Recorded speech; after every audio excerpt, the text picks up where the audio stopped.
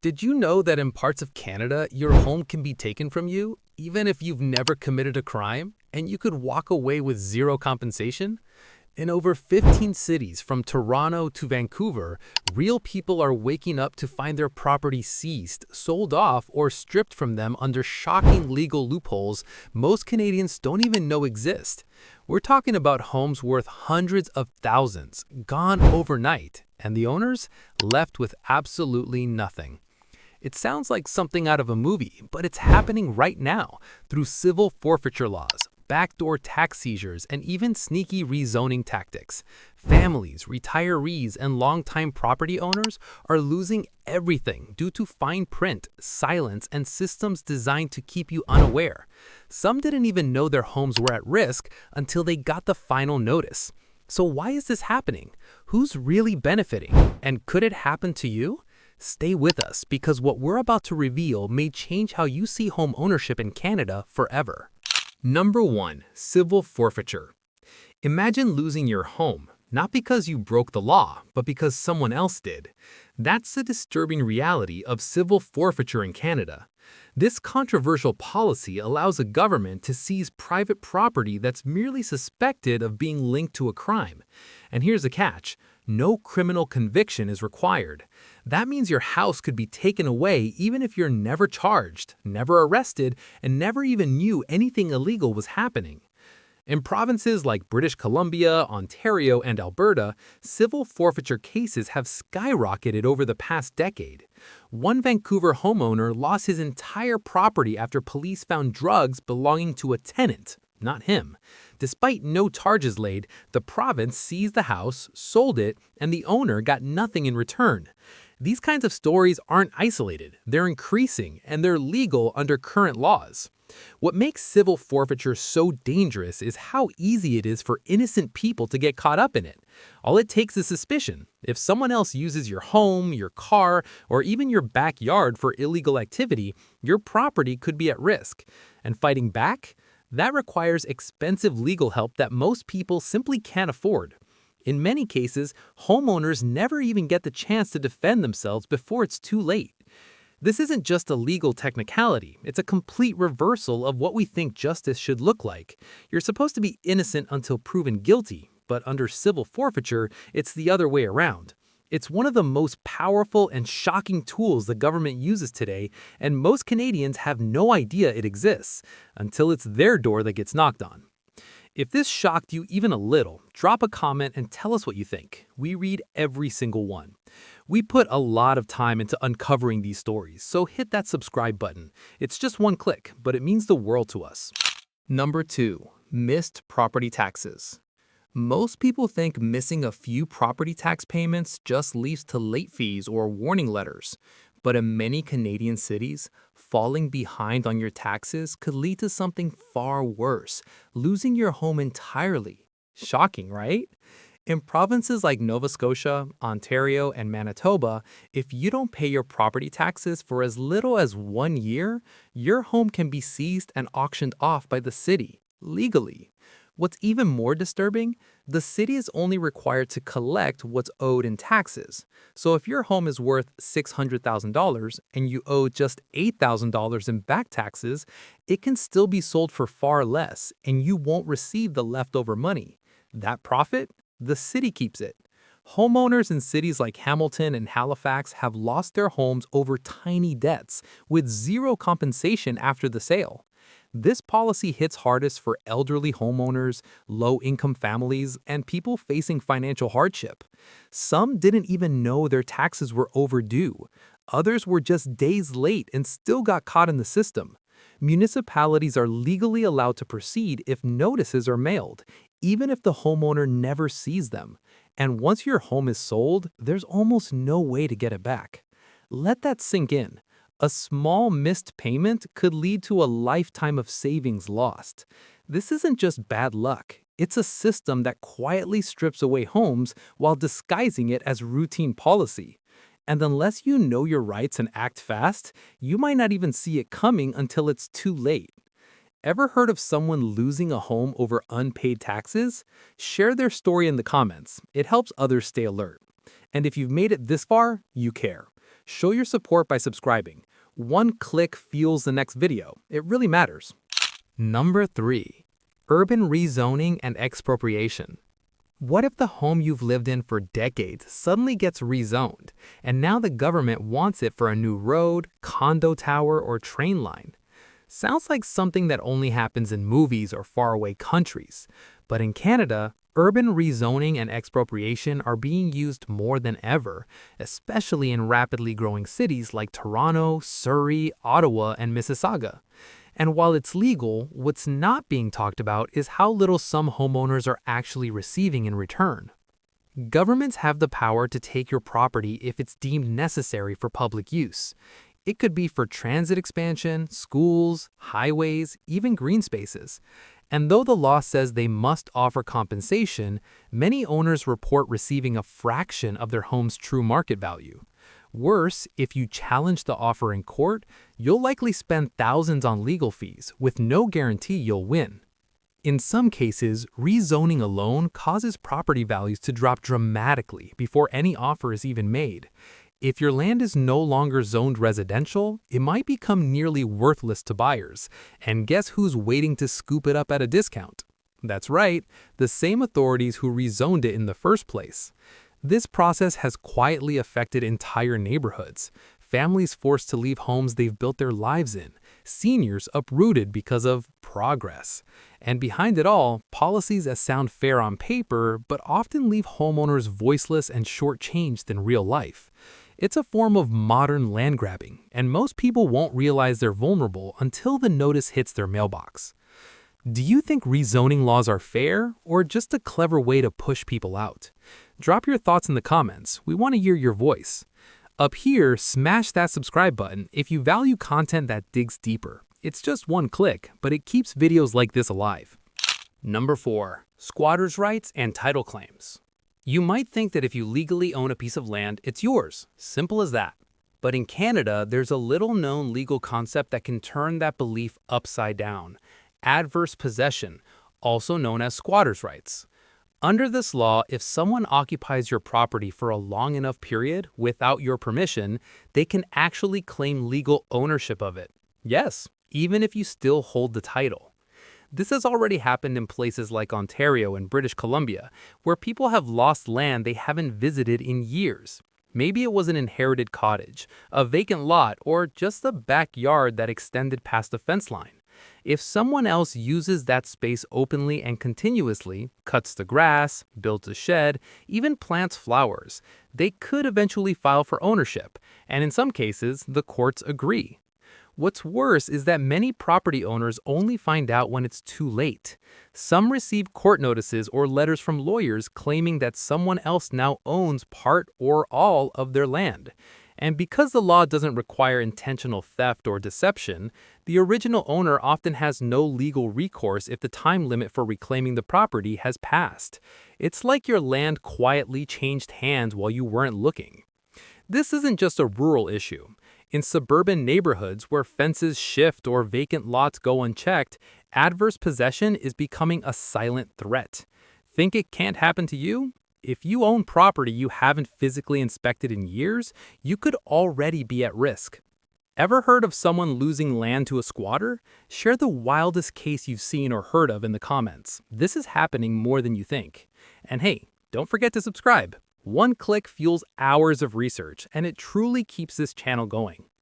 Number 5. Predatory developers. In hot real estate markets across Canada, there's a silent war being waged, and everyday homeowners are on the losing side. In cities like Brampton, Surrey, and the outskirts of Montreal, aggressive developers are using predatory tactics to scoop up properties for far below market value. These aren't illegal deals, but they're morally questionable, and in many cases, they leave vulnerable owners with lifelong regret. Here's how it works. Developers target neighborhoods slated for future development. They approach elderly homeowners, immigrants, or families going through financial stress, offering quick cash deals that seem like a lifeline. Some offer contracts written in complicated legal language or pressure owners into signing fast before they've had time to consult a lawyer. And once it's done, the home is gone. often resold or developed for a massive profit, while the original owner walks away with a fraction of what it was really worth.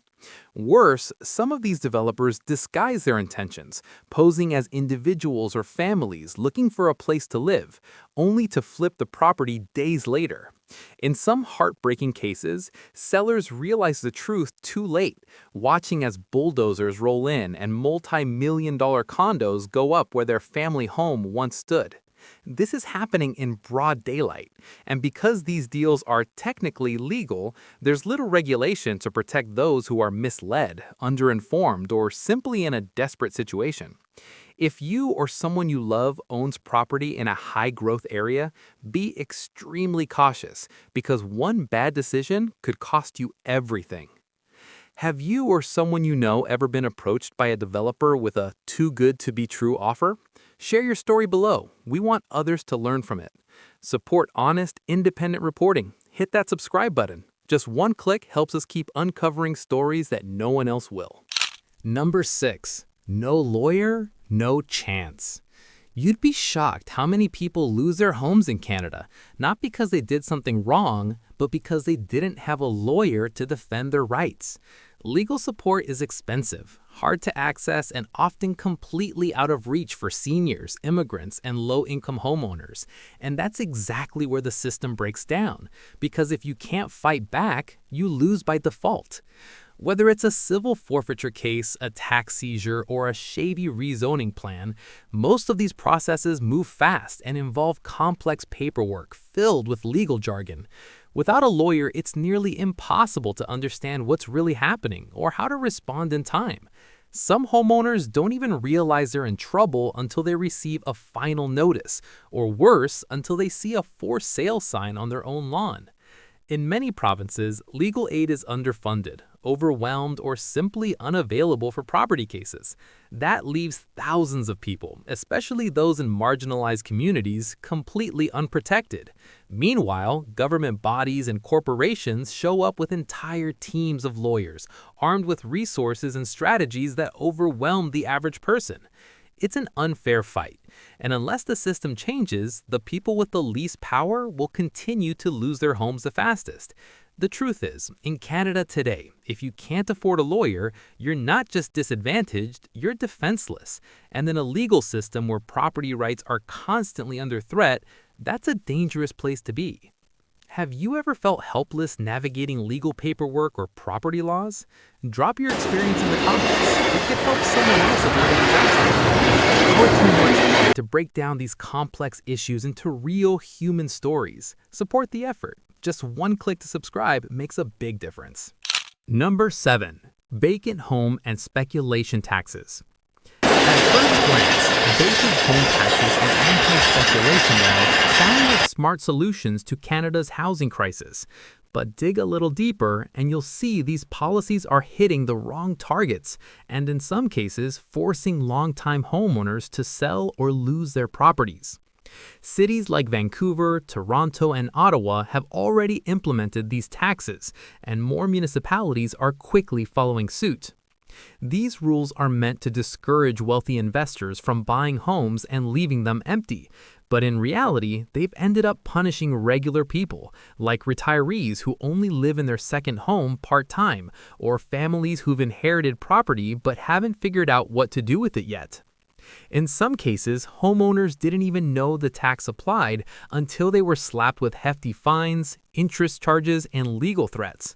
Some owed thousands of dollars and couldn't pay in time, leading to forced sales or liens against the property. What's worse is that the definition of vacant varies by city and is often confusing. A home that's used only seasonally or one undergoing renovation can still be taxed as empty. This lack of clarity has led to countless disputes and appeals, but most people don't have the time, money, or knowledge to fight City Hall. And if they miss a deadline, the consequences are harsh and swift. It's a classic example of good intentions gone wrong. While these taxes were meant to cool down the market, they're ending up as another way vulnerable homeowners are being squeezed out, not because they're speculators, but because they didn't fit neatly into a flawed definition. Think these taxes are fair, or do they go too far? Tell us in the comments how you'd fix the system. Your ideas matter. And if you appreciate real stories that cut through the noise, hit that subscribe button. One click fuels our mission to expose what others won't.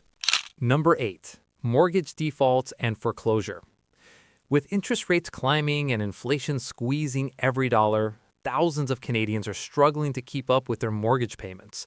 But what many don't realize is just how fast a missed payment can spiral into a full-blown foreclosure, and how the system is stacked against them from the very start. In cities like Calgary, Winnipeg, and parts of the GTA, families are losing their homes not over years, but in a matter of months. When you fall behind on payments, lenders have the legal right to begin foreclosure proceedings.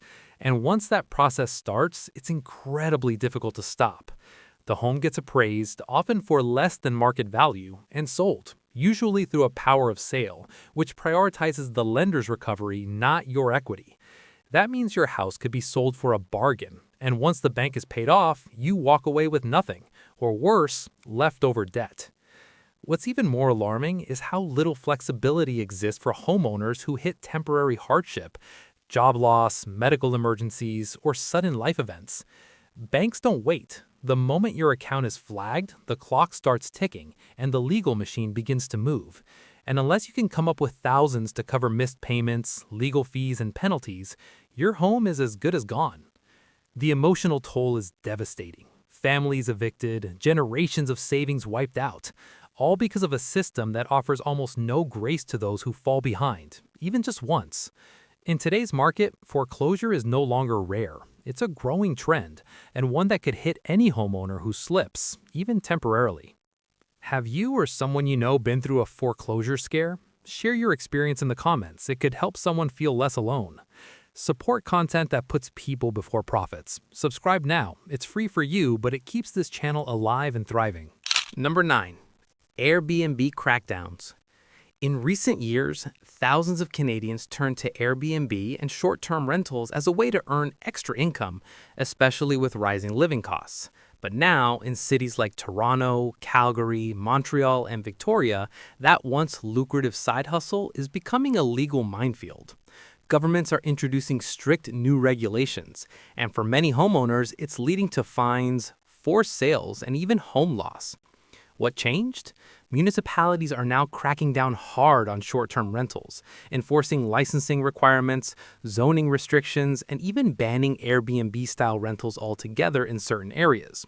In some cities, you can only rent your primary residence, and everything else is considered illegal.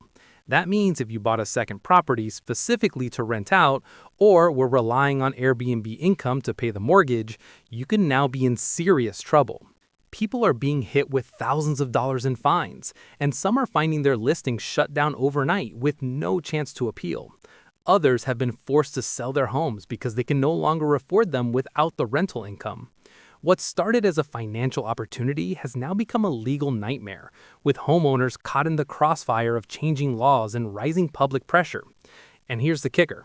Many of these laws were passed quietly or with minimal public awareness, so by the time hosts find out they're in violation, they're already deep in debt or tangled in red tape. It's a harsh reminder that relying on income from platforms you don't control can come with massive risks, especially when governments decide to change the rules overnight. Ever tried Airbnb hosting? Tell us in the comments how it worked out for you. Success story or a horror story? We want to hear it. Appreciate honest content that digs deep? Subscribe now. Just one click helps us keep shining a light on what others ignore. Number 10. Inheritance disputes. You'd think inheriting a home from a loved one would be a blessing, but across Canada, more and more families are discovering that inheritance can quickly turn into a legal and emotional battlefield, and in the worst cases, it ends with the home being sold off, seized, or lost entirely.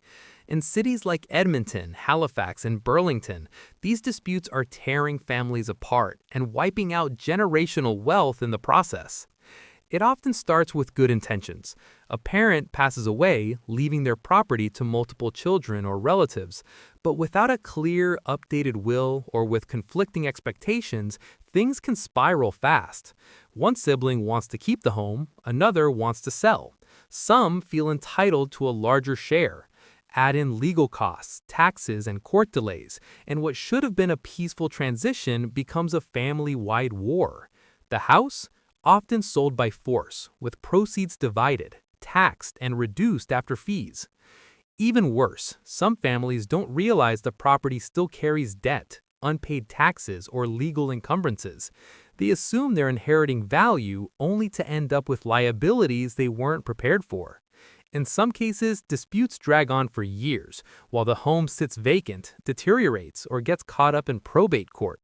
By the time it's resolved, the value is gone, and so is the family bond. These aren't just personal tragedies. They're part of a larger issue where lack of estate planning and legal education leads to financial loss.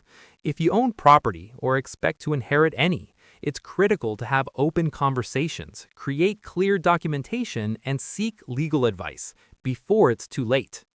Seen a family torn apart over an inheritance? Share your story in the comments. It might help others avoid the same pain. We pour heart and research into every episode. Your one-click subscription helps us keep going strong. Thank you for being here. As we've just uncovered, the idea that your home is your safe haven, a place no one can take from you, is sadly not always true in today's Canada. From civil forfeiture and tax seizures to rezoning, foreclosure, and even family disputes, there are multiple legal and financial traps that can strip people of their property, often without fair warning and without fair compensation. These aren't just isolated cases or extreme scenarios. They're happening right now in 15 cities across the country, affecting everyday Canadians, retirees, new immigrants, working families, people who played by the rules and still lost everything. The truth is, the system is complicated, under-regulated in key areas, and often tilted in favor of powerful institutions. If you're not paying close attention, you could find yourself at the center of a nightmare you never saw coming. But awareness is power. By understanding the risks, recognizing the warning signs, and knowing your rights, you can protect yourself and your loved ones from falling victim to these hidden dangers. It's time we start talking about these issues, not just behind closed doors, but publicly, openly, and without fear.